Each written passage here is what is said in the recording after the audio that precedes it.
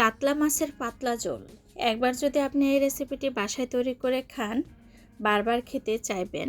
Hello everyone, আসসালামু আলাইকুম। কেমন আছেন সবাই? আশা রাখছি সবাই ভালো আছেন।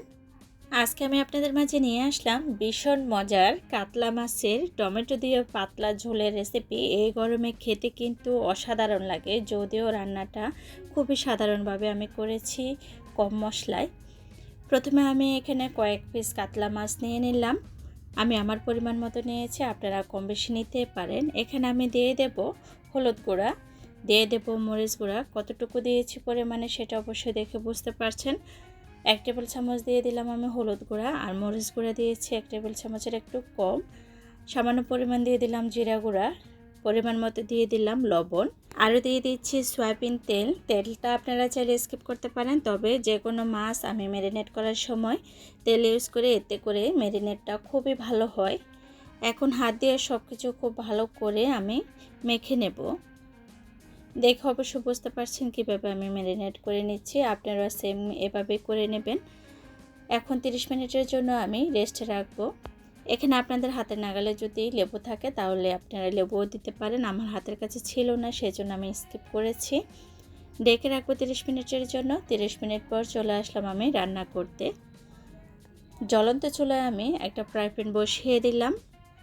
ফ্রাই প্যানের মধ্যে দিয়ে দিচ্ছি তেল। এখন আবারও ঢাকনা উঠিয়ে একটু মেখে নেব মাছগুলোকে। আপনাদের হাতে যদি সময় বেশি থাকে তাহলে আপনারা 30 মিনিটের বেশি সময়ও কিন্তু ম্যারিনেট করে রাখতে পারেন। এতে করে মশলাগুলো মাছের মধ্যে খুব ভালো করে সেট হবে, খেতেও কিন্তু ভীষণ মজা হবে। তেলটা খুব ভালো করে গরম হয়ে গেল। এখন এক এক করে আমি সবগুলো মাছ দিয়ে দিলাম। হাতল ধরে একটু করে নেড়ে ছেড়ে দিচ্ছি, দেখে অবশ্য বুঝতে পারছেন। এপিট ওপিট করে একটু লালচে বাদামি কালার করে আমি মাছগুলোকে ফ্রাই করে নেব। অতিরিক্ত ফ্রাই করার কোনো প্রয়োজন নেই, যেহেতু আমি এখানে মাছটা রান্না করব। রান্নার মাছ যদি অতিরিক্ত ভাজা হয়ে যায় তাহলে কিন্তু ওই মাছ খেতে কখনো ভালো লাগে না। বিশেষ করে আমি পছন্দ করি না, হয়তো বা অনেকে পছন্দ করলেও করতে পারেন। দেখে অবশ্য বুঝতে পারছেন আমার মাছগুলো আমি কতটা ফ্রাই করেছি। এতটুকুই প্রায় আমার জন্য যথেষ্ট। এখানে আমি 2টা আলু কেটে নিয়েছি। এখন একই তেলের মধ্যে, মাছ ভাজা তেলের মধ্যে আমি একটু লালচে কালার করে আলুগুলো ভেজে নেব। যে কোনো মাছ মাংসের মধ্যে কিন্তু আমার বাসায় আলু দিতেই হয়, আলু চাই, আলু ছাড়া কিন্তু আমাদের চলে না। চুলায় একটা পাতিল বসিয়ে দিলাম, দিয়ে দিলাম আমি সরিষার তেল, আর মাছ ভাজা যে তেল ছিল ওই তেলও কিন্তু আমি দিয়ে দিলাম পাতিলের মধ্যে। গরম তেলের মধ্যে দিয়ে দিলাম আমি পেঁয়াজ কুচানো। পেঁয়াজগুলো আমি গ্রেটারের মধ্যে কুচি করে নিয়েছি। এখানে বড় সাইজের 2টা পেঁয়াজ আমি ব্যবহার করেছি। স্বাদ মতো লবণ দিলাম, আর দিয়ে দিলাম 6-7টা আমি কাঁচা পাকা মরিচ দিয়ে দিলাম। এখন খুব ভালো করে আমি খুন্তির সাহায্যে নেড়ে ছেড়ে নিচ্ছি। 1 টেবিল চামচ দিয়ে দিলাম আমি রসুন পেস্ট, সামান্য পরিমাণ আদা পেস্ট দিয়েছি। এখানে আপনারা আদাটা স্কিপ করলেও করতে পারেন, তবে দিলে খুব ভালো হয়। 1 চা চামচ দিয়ে দিলাম হলুদ গুঁড়া, 1 চা চামচের কম, একটু কম দিয়েছি আমি মরিচ গুঁড়া, আর দিয়ে দিলাম গরম মশলা। পরিমাণটা আপনারা দেখে অবশ্য বুঝতে পারছেন। আপনাদের যদি মাছের পরিমাণ বেশি হয় তাহলে আপনারা পরিমাণে মশলা, যে কোনো মশলা, তারপরে হলুদ মরিচ লবণ সব কিছু একটু বেশি কম দিতে পারেন, সেটা আপনাদের পছন্দের উপর নির্ভর করবে। যেহেতু আমি এখানে কাঁচামরিচের পরিমাণ একটু বেশি দিয়েছি, সেই জন্য আমি লাল মরিচের গুঁড়া একটু কমে দিয়েছি। খুব ভালো করে আমি মশলাগুলো কষিয়ে নিচ্ছি, দেখে অবশ্য বুঝতে পারছেন। কষানোর জন্য আমি দিয়ে দিলাম পানি। যখন ভালো করে কষানো হয়ে গেল, যে কোনো রান্নার ক্ষেত্রে মশলাটা খুব ভালো করে কষাতে হয়, না হলে কিন্তু রান্নাটা টেস্ট হয় না। এখানে যতক্ষণ না পর্যন্ত মশলার কাঁচা আষ্টে গন্ধ গিয়েছে ততক্ষণ পর্যন্ত কিন্তু আমি নাড়াচাড়া করে কষিয়ে নিয়েছি। এখন দিয়ে দিলাম আমি ভেজে রাখা সে আলু দিয়ে একটু নেড়ে ছেড়ে এক এক করে সবগুলা মাছ আমি দিয়ে দিচ্ছি উপর দিয়ে। এখন কিন্তু আর বেশি নাড়াচাড়া করা যাবে না, যেহেতু আমি মাছগুলো দিয়ে দিয়েছি। এখন ঢাকনা দিয়ে রাখবো আমি 2 থেকে 3 মিনিটের জন্য। ঢাকনা দিয়ে রাখলাম।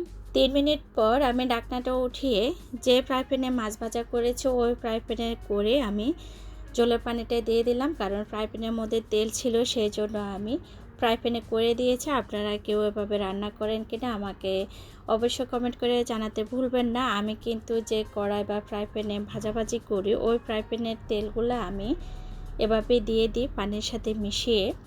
যাই হোক, এখানে ঢাকনা দিয়ে রাখছি আমি আবারও 3 মিনিটের জন্য। দেখতে পাচ্ছেন মাছটা প্রায় হয়ে আসছে, যেহেতু আমি এখানে আগের থেকে আমি ভেজে নিয়েছি, সেই জন্য কিন্তু অত বেশি রান্না করতে হবে না। জলের পানি দিয়ে দিচ্ছি।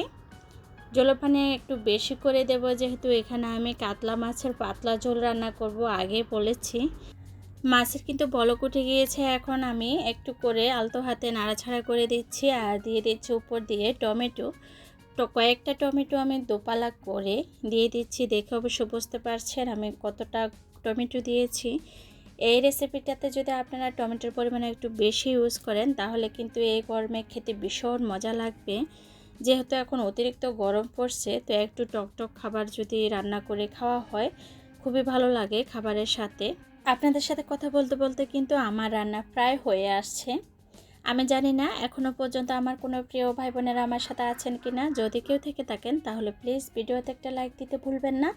আপনি যদি মনে করেন আমার এই চ্যানেলটি সাবস্ক্রাইব করার যোগ্য, তাহলে অবশ্যই চ্যানেলটি সাবস্ক্রাইব করে চ্যানেলের সাথে থেকে যাবেন।